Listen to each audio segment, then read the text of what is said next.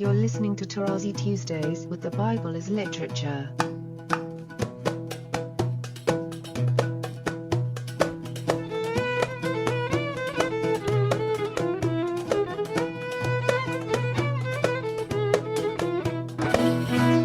Hi, this is Father Mark Boulos, and you are listening to Tarazi Tuesdays with the Bible as Literature podcast.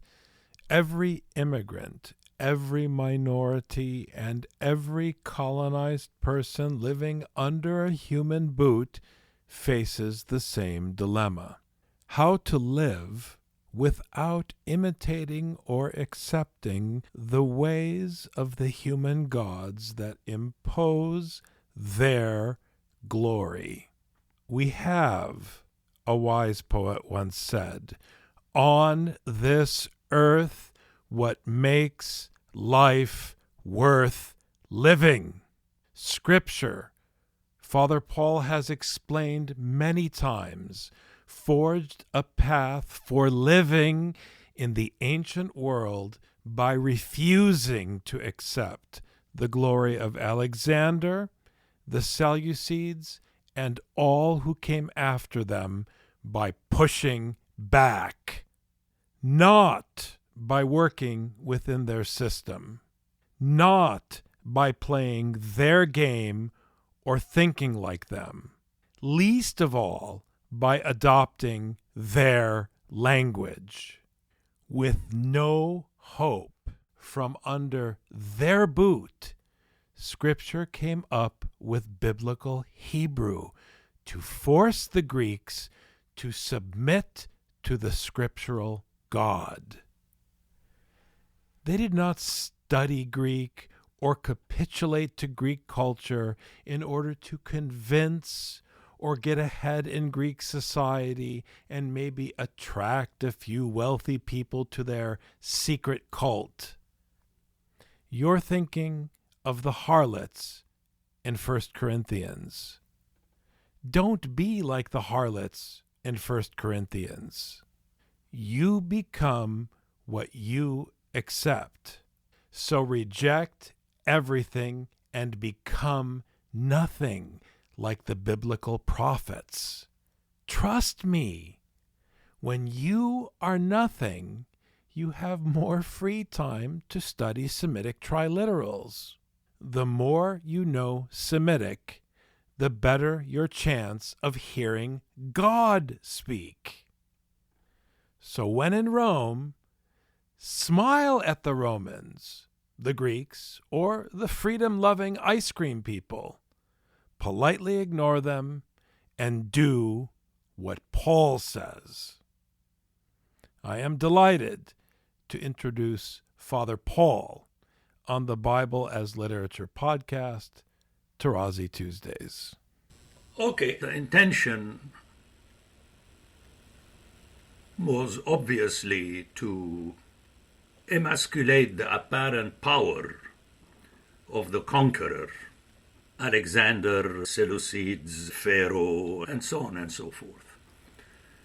Actually, along this line, the ultimate strike is the taming of the most majestic among the opponents, which is Cyrus, the Persian. Remember, Persian meant Indo-Aryan, like Alexander.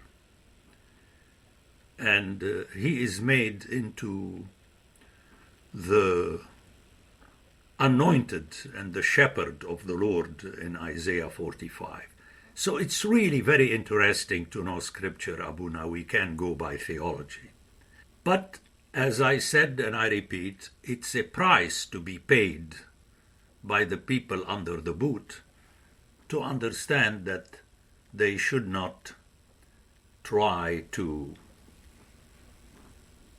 imitate.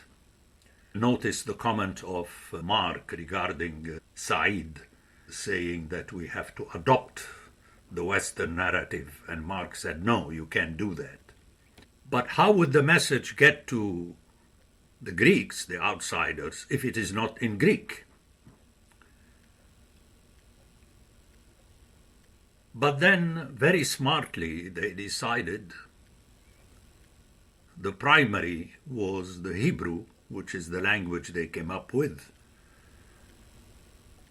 to force the hand of the Greek that he has to submit. And I'll get to Ecclesiasticus regarding that. But this was already in their mind, my conviction, obviously. And by the same token, since the original is in Hebrew, it is immediately, not mediately, immediately addressed to their own people.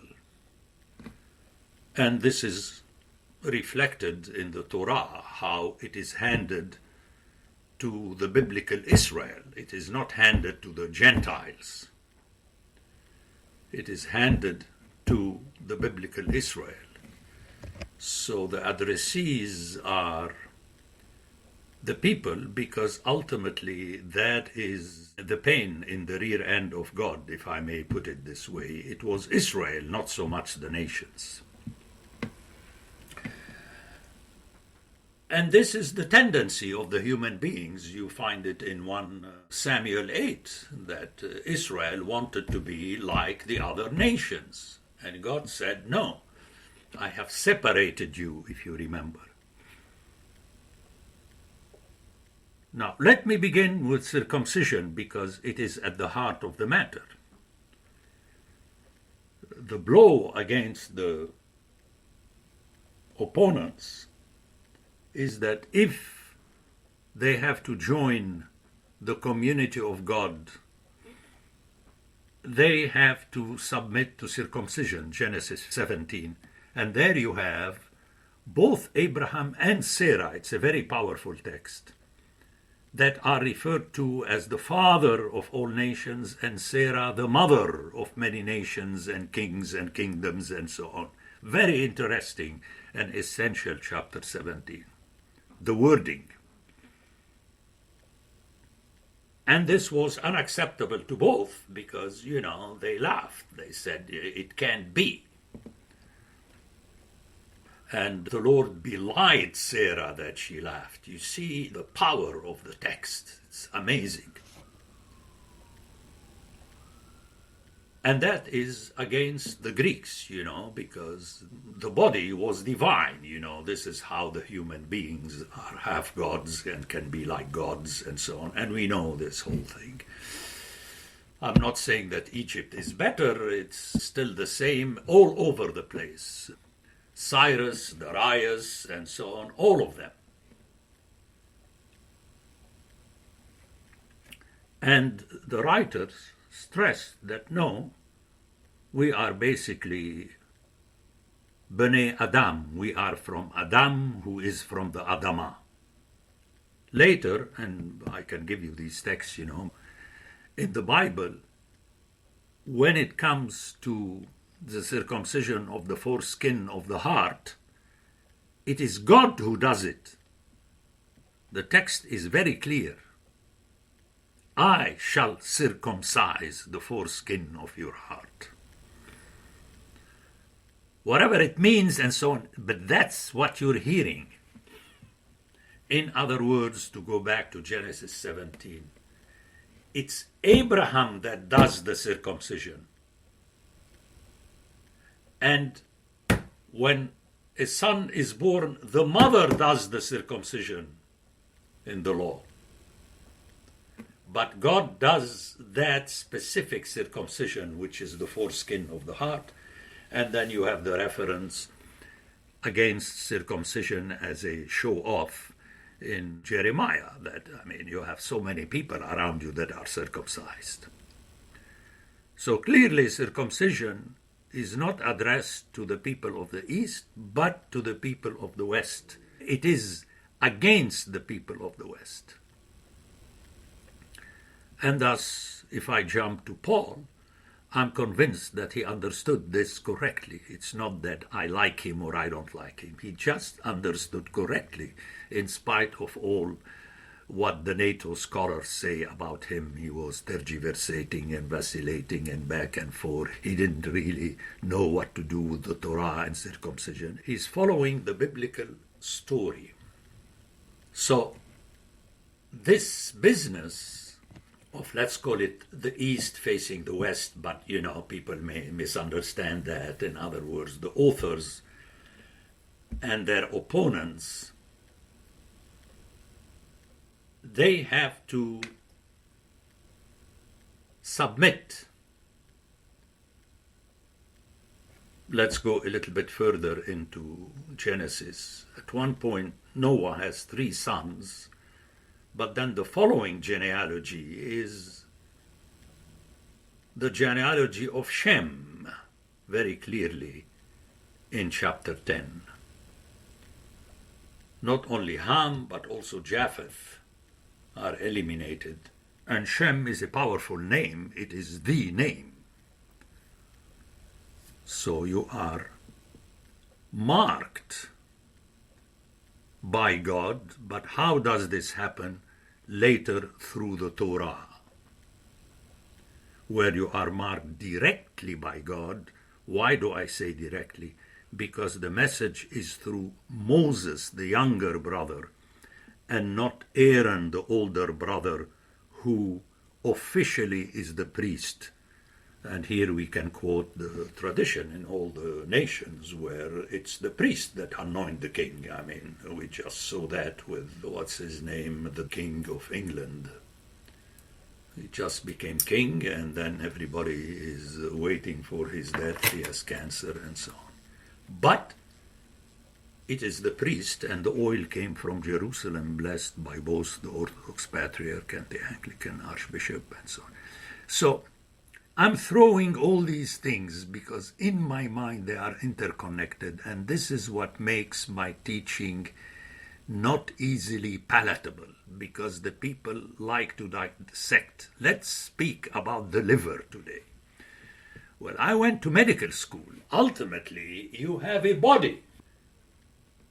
You are dealing not so much with a person, but with a given body.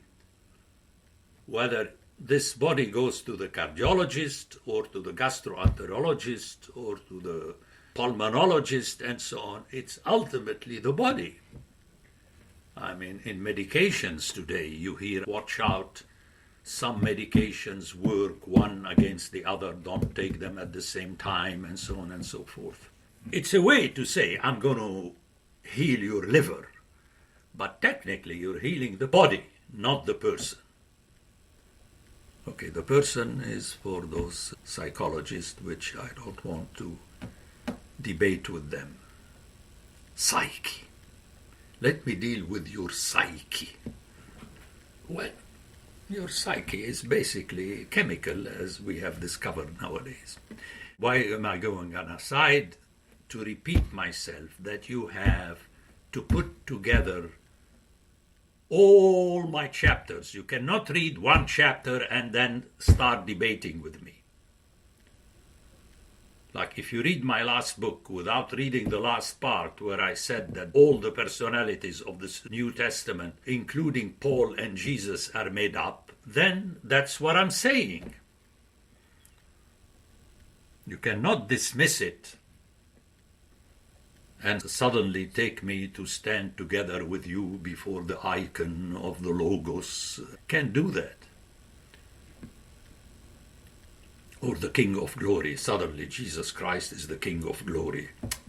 There is only one King of Glory. So, by beginning with the circumcision, I make my point regarding the intent, which is the what for, and the how of the Bible. The Bible as Literature is a production of the Ephesus School Network.